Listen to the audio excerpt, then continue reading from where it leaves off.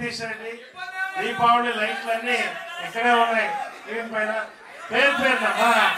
ప్రతి మాట ఒక టైం బాంబు రవీంద్ర నిజంగా ఇవన్నీ నేను చెప్పడం కంటే మీరు చూడాలి ఒకటి మాత్రం చెప్తానండి దీపావళికి కనీసంగా డైలాగా సినిమా రిలీజ్ తర్వాత